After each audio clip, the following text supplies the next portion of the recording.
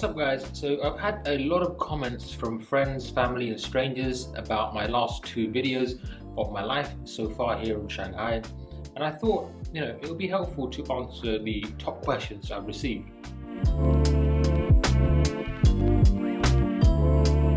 It was booked in March of this year, so it might be different now, but basically from London to Helsinki to Bangkok, using Finnair, it cost around £353, and then from Bangkok to Shanghai was a Chinese airline called Spring Airline, and it cost £242, so in total about £595. For the quarantine hotel, it was around 200 RMB per night, which is about £22 per night, and for the post-quarantine hotel we stayed at, it was around 220 RMB per night, so around £25 per night.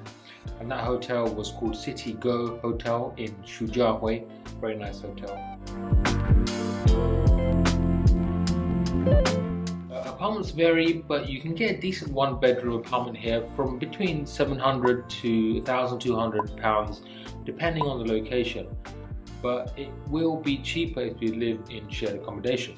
Now, I live fairly close to the city and close to a good metro station with good links, so I'm on the higher end of that spectrum. So also don't forget, the agents will try to push for 2 months deposit and 1 month rent, but just tell them to get lost, because 1 month's deposit is fine.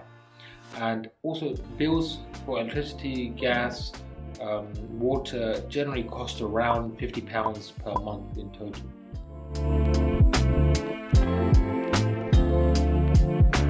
Most things are cheap except for rental or if you want to buy a property here.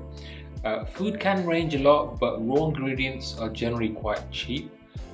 If you order in, you can expect to pay between £5 to £10 per meal, including delivery charges. Travel is also super cheap. And I mean super cheap. Each metro journey, for example, only cost me like 50 pence. Taxi journeys generally cost about 20 to 30 pence per minute. So for example, if I was to have a 20-minute taxi ride, it will cost me around 30 RMB, which is about £3.50.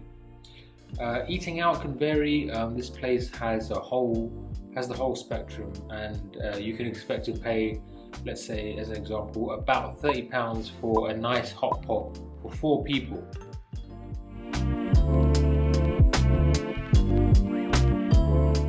I've noticed Shanghai locals are kind of used to seeing foreigners, so it's fine, but you can experience extra security checks when you go to, for example, different cities or visit any government buildings or sites.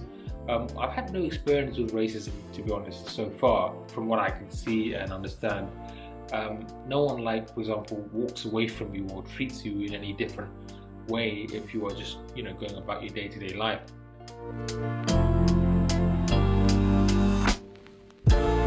I have to use a VPN, which is also known as a virtual private network, to access restricted sites and apps here like WhatsApp or Instagram, or any Google products or Facebook products. It can be annoying, as sometimes the Wi-Fi will be bad or the VPN will be bad, so there's kind of like a 50% higher chance of losing a connection, so that's annoying.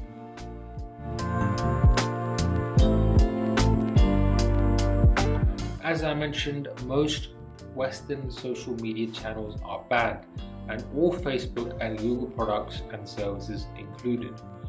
Also banned are, for example, the BBC News app. If you don't have VPN or are having issues with it, they do allow the Bing search engine, which is from Microsoft, and it seems like Microsoft services are not banned here, for example like Microsoft OneDrive or Outlook, etc.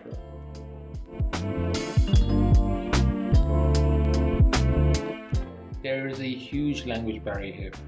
The vast majority of people don't speak English, and even if they do, they're probably just too shy to speak in English.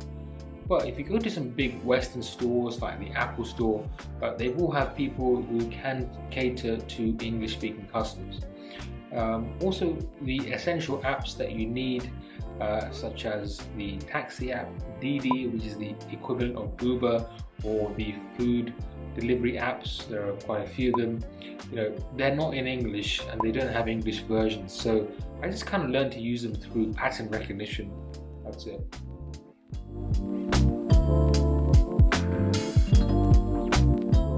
Food is very diverse here, and you can find everything from burgers to pasta to local Chinese food to even Indian cuisine. So that's what I had today, a chicken biryani, and to be honest, it was pretty amazing. Yes, Indian restaurants in China, they exist. Also, if you go to a local Chinese restaurant, you will find menus that look like the Bible. So there's so much to choose from, and yes, they do have wacky dishes there like duck's tongue and pig brain, and actually I'm gonna admit, and I might even do a video on this later, but I tried a tiny morsel of pig brain, and all I can say is it was soft and creamy. That's it.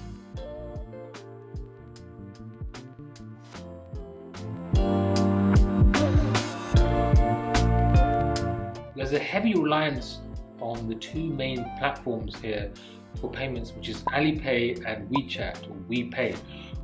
When paying for pretty much everything, like QR codes are littered everywhere, so you can scan them with your phone and learn more about something. Also, QR codes are also used to pay for so many things here. I currently don't have a Chinese bank account, so I can't connect to either of the platforms, which is kind of annoying, but I use cash instead. And yes, believe it or not, they actually do accept cash here, contrary to popular belief. I've had no problems. I've been living with just cash for the last, 1 month. That's it for the Q&A, guys. I hope I answered most questions, and if you have any more questions, leave a comment in the comment section below, and don't forget to like this video if you found it helpful, and also subscribe to the channel for more information. It will really help support the channel. Take care wherever you are, and I will see you in the next video.